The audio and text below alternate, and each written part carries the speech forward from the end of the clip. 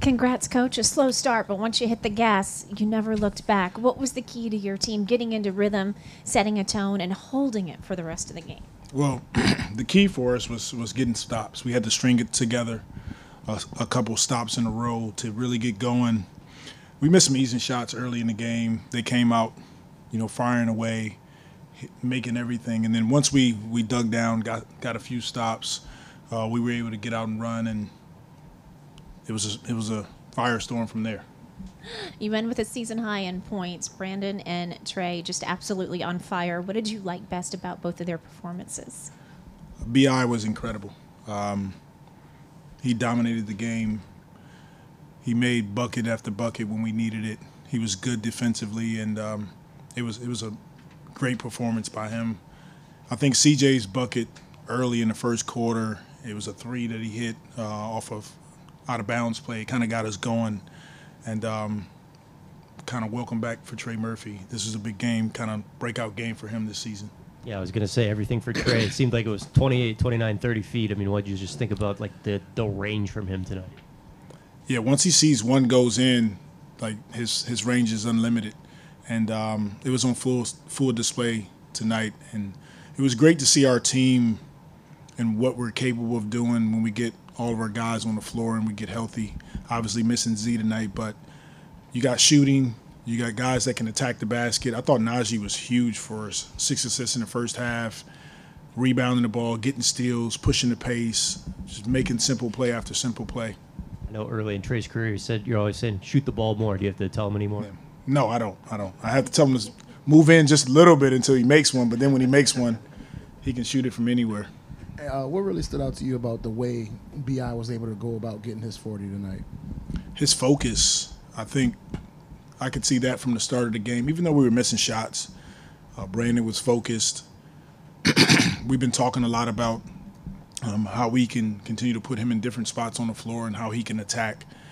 But everything starts with our ability to play defense. We let off the gas a little bit down the stretch last 3 minutes, but once we locked in defensively, now we're putting the ball in Brandon's hands in different actions, and he had it going tonight. And we talked before about you just leaning into those small ball lineups this year. Even with Z out tonight, you guys played a lot of small ball.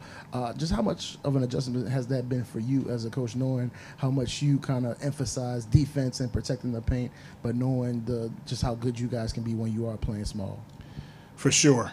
I think our small lineup, what it allows us to do is continue to switch a ton of screens on the perimeter.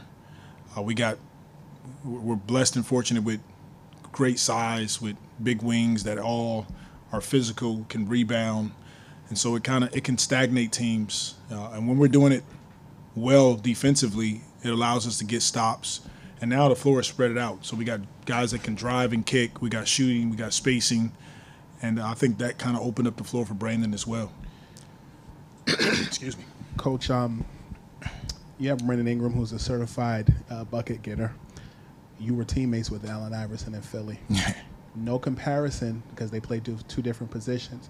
But what characteristics do they both share that make them quality scorers? Like, what rhythms do they get into that are similar that you can recount on both sides as a coach and then as a teammate?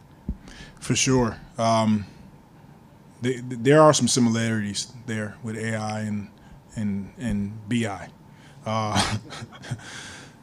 Number one, they have a knack for scoring in all different kind of ways. They can shoot the ball. They can attack the basket.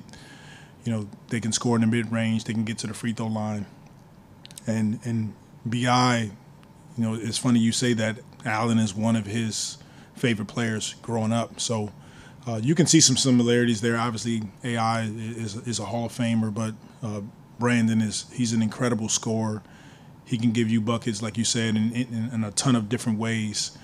It was really fun to watch tonight. Just beautiful basketball by our team. Do they both perform better angry or quiet? I think they both perform better angry. When you look at some of the struggles that they've had, and this team here has had, how does that impact sort of not only how you grade tonight's performance, but exactly like what are the things that you look at that say this is what we're needing to do?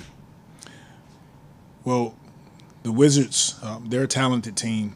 They have talent across the board, but we also know that they're coming off a very tough loss, similar to the one that we had in LA, and we knew that they were going to come out with a sense of urgency on their home floor, and that probably led to them getting off to a great start.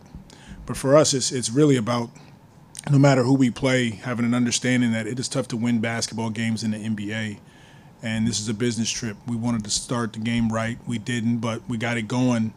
And then it's about finishing play after play. And I thought tonight we did a great job sharing the basketball, taking quality shots, having a low turnover game, which was important for us. And then we were sound defensively. Coach, pregame you talked about needing Jonas in the paint with the absence of Z, even though that small ball lineup worked out so well. Jonas, a season high in rebounds. What did his contribution mean tonight? JV's been huge. He's been incredible all season long. Tonight was no different. He came into the game and dominated the boards, which once again he's kicking out to our wings guards and we're attacking. He was good defensively for us, and then we tried to throw the ball down to him a bit in the post. So we know what we're going to get from JV pretty much night in and night out, and tonight he had a huge night rebounding the ball and another double-double. And last year, the majority of the games when Z was out, you started Trey in that spot, and tonight it was Dyson. Was that a situation where you just want to keep Trey with that bench unit and just allow him to get a rhythm with that group, or I guess what kind of went into that decision? It was more about looking at the numbers when Dyson has started. He's been really good with that group, and I thought he was solid again tonight, him and her, but we didn't get off to a great start with that group, and then once we put Trey, Naji, Jose in the game turned for us, and we'll continue to look at it. Obviously, we want to be healthy and whole, but we know Trey is more than capable of being a starter on this team. Okay, thank you guys.